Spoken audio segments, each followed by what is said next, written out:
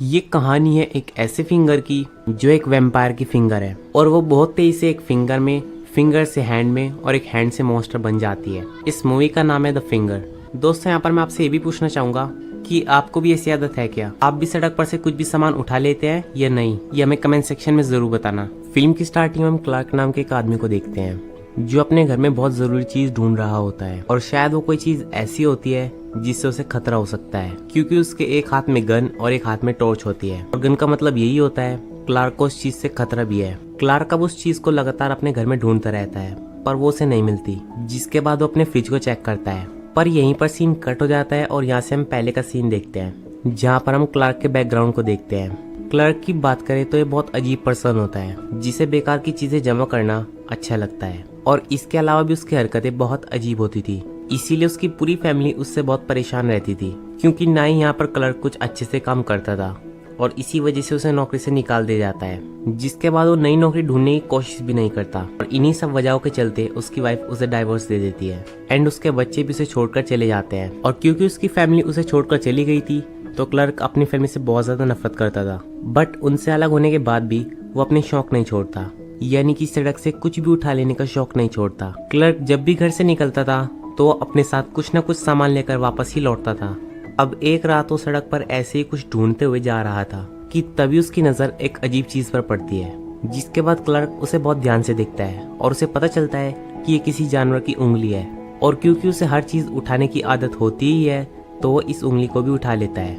यहाँ पर क्लर्क ये अंदाजा लगाने की कोशिश करता है कि ये उंगली किस जानवर की हो सकती है, लेकिन यहाँ पर उसे कुछ भी समझ में नहीं आता, इसीलिए वो उसे अपनी जेब में रख लेता है। पर क्योंकि क्लर्क की फैमिली ने उसे छोड़ दिया था तो क्लर्क इससे बहुत ज्यादा फ्रस्ट्रेटेड रहता था। अब इसके बाद क्लर्क अपने घर जाता है जहाँ पर वो इस उंगली की डिटेल्स लेने के लिए इंटरनेट पर चेक करता है। वो हर तरह के जानवर से इस उंगली के बारे में पता लगाने की कोशिश करता है, लेकिन ये उंगली सभी जानवरों की उंगलियों से अलग होती है। लेकिन इसी बीच उसका हाथ उसकी बियर बोतल पर लग जाता है, जिससे वो बियर वहीं पर खिंच जाती है और अजीब सी दिखने वाली उंगली पर गिर जाती है। पर अचानक से वो उंगली सारी बियर को पी जाती है। अब ये बात काफी स्ट्रेंज थी क्योंकि ये कोई जिंदा जानवर तो होता नहीं है। अब ये सब देखकर क्लर्क को बहुत मजा आता है। उसे यहाँ पर ऐसा लगता है ये उंगली कोई आम उंगली नहीं है और इसीलिए वो इसे बेचकर काफी पैसे कमा सकता है, जिसके बाद वो उसे संभाल कर रखने के लिए एक छोटे से बॉक्स में रख देता है और फिर फ्रिज में रख देता है ताकि वो सड़ न जाए। एंड तभी क्लर्क का फोन बजता है। दरअसल ये क्लर्क के बैंक से फोन होता है। उसने काफी सारा उधार बैंकों से ले रखा था जिसकी एक भी किस्त अभी क्लर्क ने जमा नहीं की थी, पर क्लर्क अब भी बात को टाल देता है। अब नेक्स्ट डे क्लर्क फिर से उस उंगली को चेक करता है, लेकिन यहाँ पर वो उंगली नहीं होती,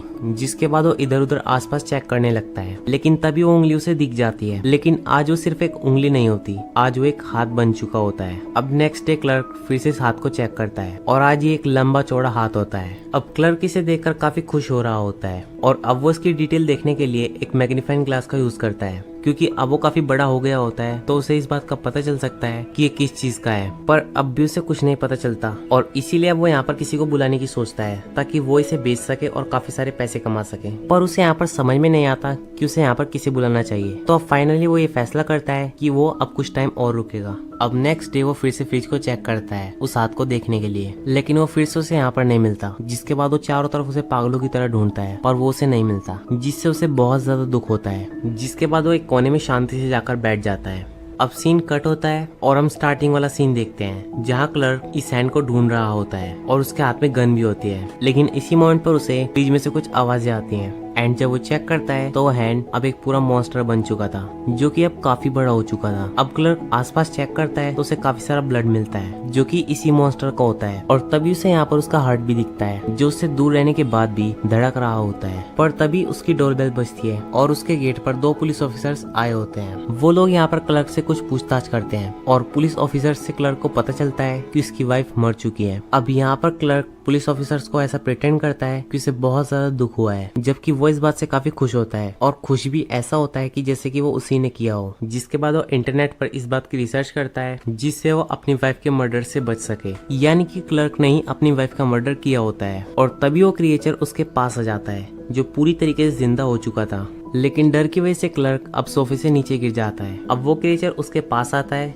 लेकिन ये दोनों ही बहुत डर रहे होते हैं, जिसके बाद ये दोनों ही शांत हो जाते हैं और काफी स्ट्रेंजली एक दूसरे से बात करने लगते हैं और यहाँ पर क्लर्क इसका नाम बॉब रखता है। अब नेक्स्ट डे एक दूसरे के साथ काफी घुल मिल जाते हैं, जैसे एक दूसरे के बेस्ट फ्रेंड हो। और क्लर्क को भी इस बात की खुशी होती है कि उसके साथ अब कोई है। अब ऐसे ही यहाँ पर एक वीक बीत जाता है, जिसके बाद क्लर्क के पास फिर से बैंक का फोन आता है। पर यहाँ पर क्लर्क उनसे अच्छी तरीके से बोलने के बजाय उन पर गुस्सा करता है और उन्हें उल्टी सीधी बातें बोलता है। फोन काटने के बाद भी वो काफी चिल्लाता है, जिसके बाद क्लर्क उसे बड़ी मुश्किल से शांत करता है। जिसके बाद नेक्स्ट डे क्लर्क को, जो कि पूरी तरीके से ब्लड में डूबी हुई थी, और इससे क्लर्क को और भी ज्यादा खुशी होती है और वो इन सब बातों को अपने लैपटॉप में लिख रहा होता है। अब रात को पुलिस ऑफिसर्स फिर से क्लर्क के पास आते हैं और यहाँ पर ये क्लर्क को बताते हैं कि आपके बच्चे गायब हो गए हैं। उन्हें काफी ज्यादा ढूंढा गया पर वो नहीं मिले। अगर आपको उनके बारे में कुछ भी पता चले तो हमें जरूर बताना। लेकिन क्लर्क इस बात को बड़े ही नॉर्मली तरीके से लेता है। लेकिन एक पुलिस ऑफिसर क्लर्क की टी शर्ट पर लाल कलर के कुछ छींटे देखता है, जिसके बाद वो इसके बारे में क्लर्क से पूछता है। तो क्लर्क उसे बताता है कि जब मैं खाना बना रहा था तो सॉस मेरी टी शर्ट पर गिर गई। जिसके बाद वो पुलिस ऑफिसर्स यहाँ से चले जाते हैं। जिसके बाद हम क्लर्क के घर के अंदर देखते हैं, जहाँ पर 2 कटे हुए सिर रखे होते हैं, जो कि उसी के बच्चों के होते हैं। लेकिन यहाँ पर अब क्लर्क को पुलिस का डर सताने लगता है, इसीलिए वो सारे सबूतों को खत्म करने लगता है। जिसके बाद वो एक बड़ा सा हथौड़ा लाता है और अपने बच्चों के सरों को क्रश करने लगता है ताकि वो इन्हें आसानी से छुपा सके। लेकिन तभी वहाँ पर पुलिस की गाड़ी आ जाती है और फिर हम क्लर्क को एक मेंटल असाइलम में देखते हैं। क्लर्क यहाँ पर इस मॉन्स्टर के बारे में सबको बताने की कोशिश करता है पर कोई इसकी बात नहीं सुनता। दरअसल जो ये उंगली होती है, ये एक ड्रैकुला की उंगली होती है और ये उंगली के बाद क्या चीज बने ये सिर्फ उसी इंसान पर निर्भर करता है जिसे उंगली मिली होती है। और क्योंकि क्लर्क अपने परिवार से नफरत करता था तो ये फिंगर एक डेथ मॉन्स्टर में कन्वर्ट हो गई, जो कि सिर्फ उसी के परिवार को मारेगी क्योंकि वो उससे नफरत करता है। और ये फिंगर भी सिर्फ उन्हीं लोगों को मिलती है जिनके अंदर बदला, डर, गुस्सा होता है, जिससे इस फिंगर को ताकत मिलती है और ये एक मॉन्स्टर में बदल जाती है। और तब ये मॉन्स्टर गायब हो जाता है जब वो इंसानी खत्म हो जाता है, जिससे उसे बदला लेना होता है। जैसे क्लर्क के केस में हुआ, जैसे उसका पूरा परिवार खत्म हुआ वो मॉन्स्टर यहाँ से गायब हो गया। तो दोस्तों ये थी द फिंगर मूवी की कहानी। आपको ये वीडियो कैसी लगी हमें कमेंट सेक्शन में जरूर बताना। और दोस्तों अगर वीडियो अच्छी लगी हो तो इसे लाइक करें, चैनल को सब्सक्राइब करें और बेल आइकन दबाना मत भूलें। Thanks for watching my video.